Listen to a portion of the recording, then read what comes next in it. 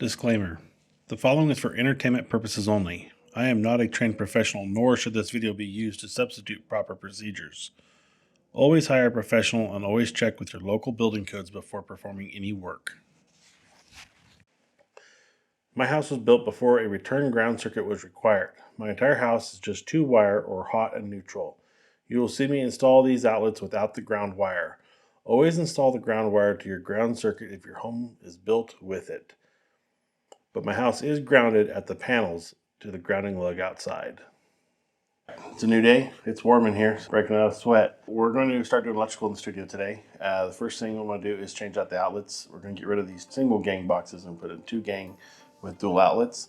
That way we have a little bit more options to plug in, have to run power strips or anything like that, like I've always seems like I'm always having to do. These 2 on this wall done. We're going to go ahead and cut this one out into a 2 gang. And as well as the one the studio light's currently plugged into, we're going to switch that power off and swap it over, and then we'll get that one set up. And then we'll move on to the outlet cove and get those outlets put in, as well as maybe an overhead light. All right, so this one we've got a network wire here going to this office wall. I'm going to go ahead and just leave it there. I got another cover plate. I think I'm just going to cover it up. I don't plan on using it, so we'll go ahead and take it off of this plug in here. I'm just going to hide this network cable right there. This is our network cable coming in. I'm not using this one no more, but I'm gonna leave it here installed in case somebody ever need it in the future. I'll have it, or whatever the case may be. We got some insulation here to get to our wires and our outlet. We're gonna go ahead and peel this back. I'm gonna replace all this. This stuff's old and ancient. It wears out over time. We're gonna go ahead and peel this one back. So that was easy.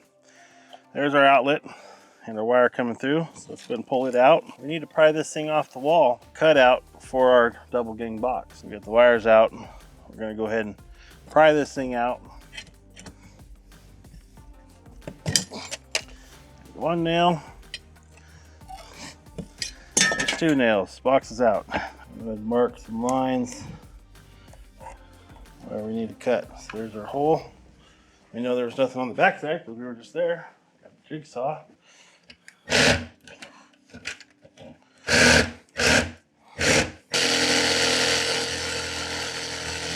Up in this corner to do.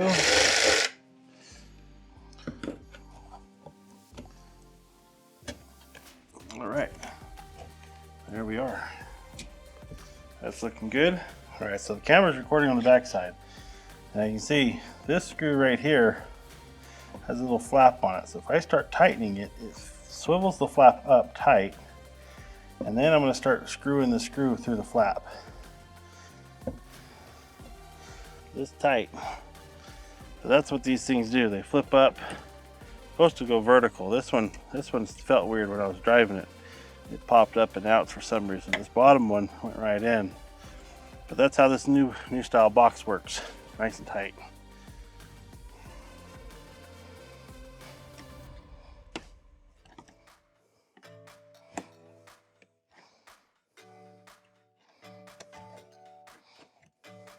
Got our 2 wires. Go ahead and strip them back. We'll strip a little bit off of these guys because we're going to run these on a wing nut.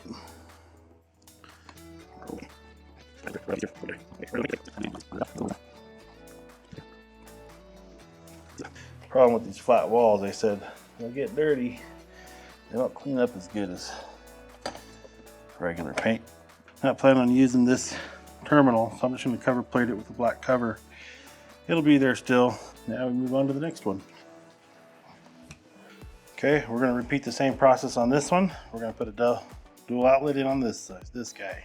Now moving on to the second one. Now what's nice is this is actually on a separate, different breaker. So this room has 2 main powers, one for the whole entire room and this one outlet that got added.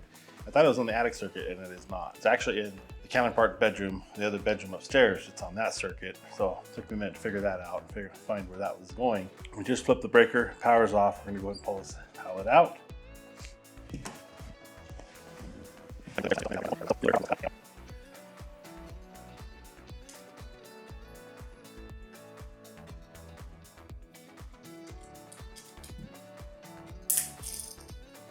Shit.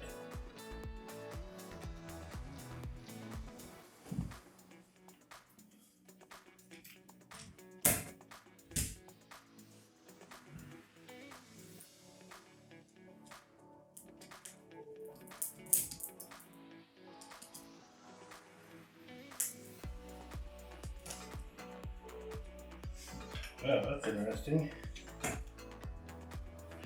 Alright, it's a new development. As you saw, even though these are out, it seems we're sharing a neutral, I'm guessing. Hot is off, but we got something funky going on in here. And I gotta figure this out. So when I opened up this socket for the first time, I realized that there was some different wiring. This room has a second circuit in here because somebody added this particular outlet into the wall. And all they did to do that was splice in 2 hot lines on a 3-line lead. So I have a black line, I have a red line, and a white line. And the white is your neutral. Red is being sent up to a second room on a the first thing you notice is the 2 black lines are tied together and crimped together and continuing on. So what somebody's done is they've just tapped into this wire that's existing on the wall into an outlet. This wire is a 3-line wire, so we have a black line, a red line, and a white line. Now the white is supposed to be neutral, going back to the panel. Red is being used as a second breaker going up to another location, and so is black. The red line is tied into the outlet, so they're using the outlet as just a bridge to connect the 2 wires and give a power source, possibly to connect the wire, or they're just giving us a point of connection. What we've done is they've created some sort of booby trap somewhere on that neutral circuit. So the power's out on the black lead, which is where I was hoping to send it to, but it was actually the red lead. So I had to go back, trace the red lead, found out it's the second bedroom, and that's where the power is going to. Somewhere in this house though, they've done something funky with that neutral line, and they've got power crossing it where it shouldn't be. And that's why we got the zap, and that's why we were not reading power with our testers. So it's always a good idea that you make those little pen testers that check voltages. I don't own one. It's a good idea to have something like that to always check the reads to make sure you are completely off of it. I haven't chased where that goes yet. I worked around that issue. I went ahead and killed the power to everything on that lead, and it seemed like it killed the issue, so I was able to take it all apart, wire up my 2 sockets and put it back together, and that was the end of it. Because at this point I was like, well, something's going on, and I didn't finish recording the rest of the video. I did reach out to my electrician on it. He did say it's working fine, great. Just know that if you go in that panel again or into that outlet, you're gonna have an issue there. So definitely remember that for next time.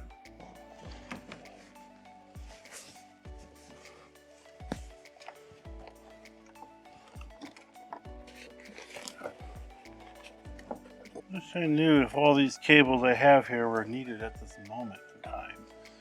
This kind of hat corner shit drives me crazy. And I'll get up there with a ladder later and clean that up. The main thing is that it's there and ran. We got our power coming down, and we're gonna tie into the outlet down here. Now what we'll do is we'll get this one tied off inside here, and then I'm gonna cut across underneath here with it to this first box, and then from that box I'm going to have a joining to it moves on from this box up to the outlet in here, and then from this one we'll go over to that one over there. So now we can move this around, and we're going to come up this. Maybe down low might be better for future use.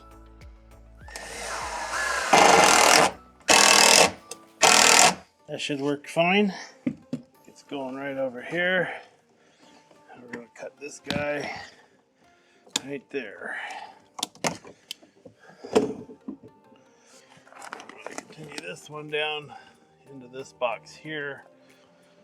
All right, so electricals ran now. We can see here we got our cords coming through that wall. We got cords here, we got the cords in the box there. All that's left is the junction to done, wire it in, but in the meantime, I'm gonna go ahead and put my outlets in and get all that finalized. We're gonna go ahead and work on our power source wire here first. Okay, so the first thing we wanna do is I'm gonna install these with the ground lug on the bottom.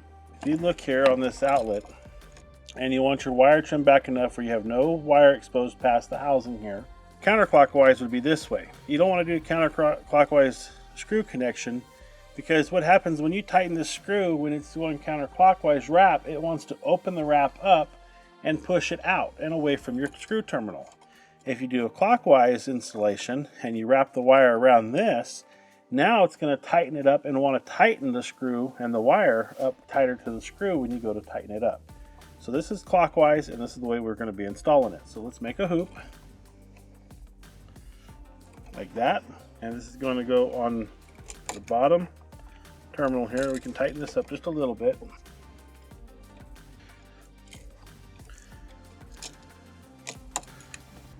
As you can see here, we've got our hoop installed in a clockwise rotation. So when we go to screw our screw down here, it's going to bottom out on the wire. One important detail you want to note is that our installation isn't going underneath the wire or the screw hat, which is the screw head, which it's not. And we're going to tighten this down. When we do tighten this down, it won't push the wire away from the screw. It holds it tight and keeps it under the screw, and that's key on a good electrical connection. If you put it in the other way and you tighten it down, it wants to push the wire away from the screw. All right, so there's our first hot wire coming in from our power source. Now we'll hook up our neutral on the other side from our power source.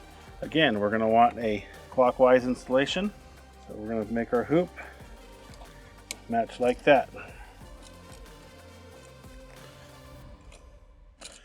Okay, tighten this up a little bit. Okay, and get it around the screw like so. Now that we're nice tight around that screw, we'll bring our screw down and tighten it up. Now those connections are nice and tight, they're not going to go anywhere. And now we're going to repeat the same process for our continuation lead, going the other way to the next outlet. There's our outlet, fully assembled. Now we just got to get it into our housing. Now you're going to want some wire inside this housing here, and you're going to want to try to bend it inside there to give a form, so when we go to screw our outlet in, it has somewhere to kind of go. And we're going to bend it down and out, because it can go down, loop it up, and then come back and curl it back to the outlet.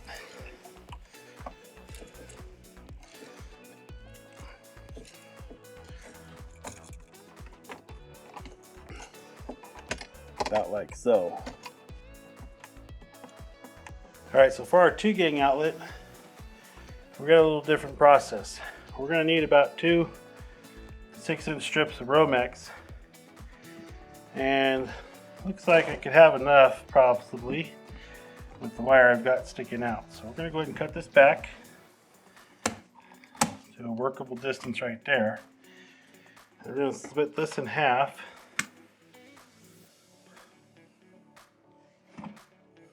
Okay, where we have 2 similar length pieces of Romex. What we're going to do is we're going to take out our black wire and the white wire to have 2 pigtails like so. Throw down our sheet. We'll do the same thing on this one.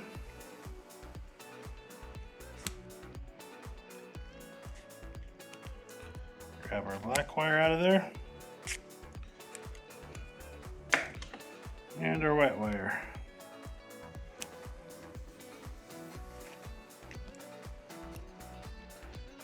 Okay. Next, what we want to do is we're going to open up this lead here, and we're going to make some junctions off of this with wing nuts to make 2 separate leads to our 2 outlets.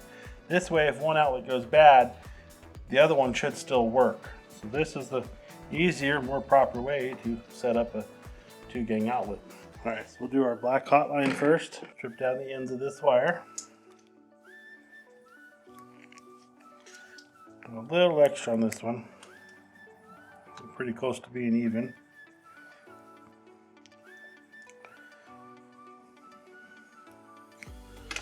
The next thing we're going to do is we're going to twist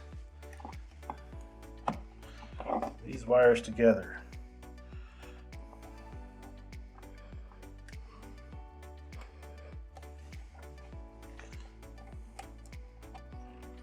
I'm gonna try to even up your ends so that they're even.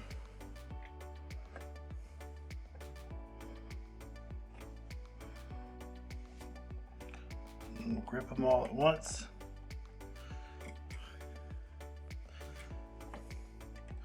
I'm gonna twist them.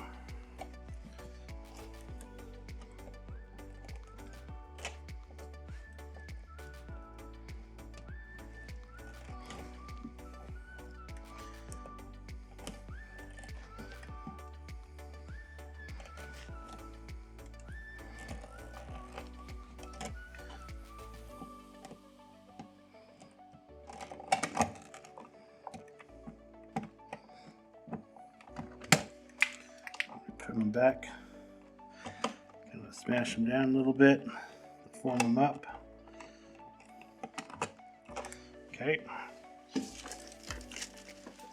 then we'll take our wire nut and we're going to start it on here.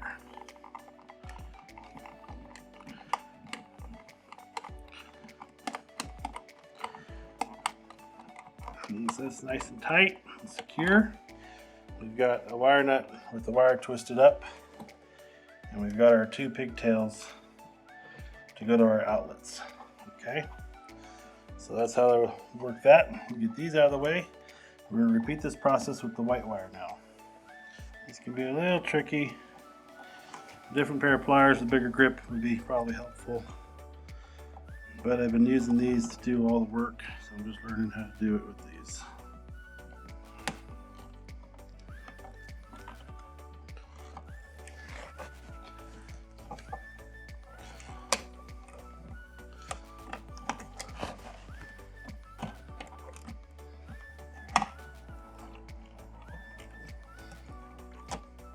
Okay, got our leads all twisted up. Take our other wire nut, get our wire nut twisted on here.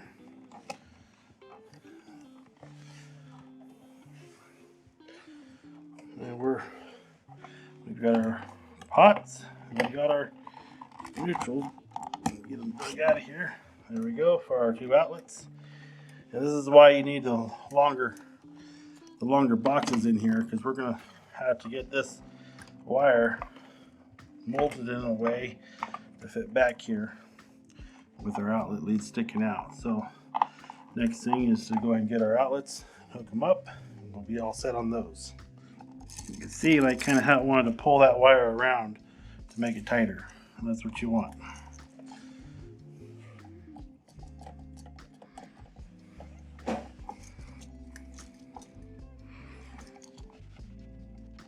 All right, now go ahead and tuck our wires in and get our boxes kind of in the right position here.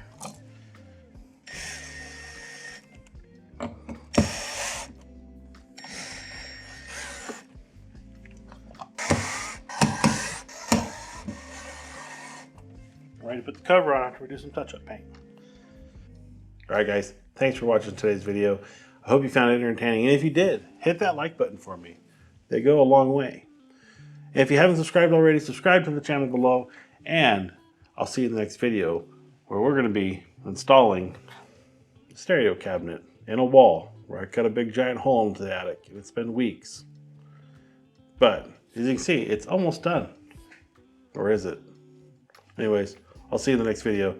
We'll talk to you later. Have a good one. Thanks.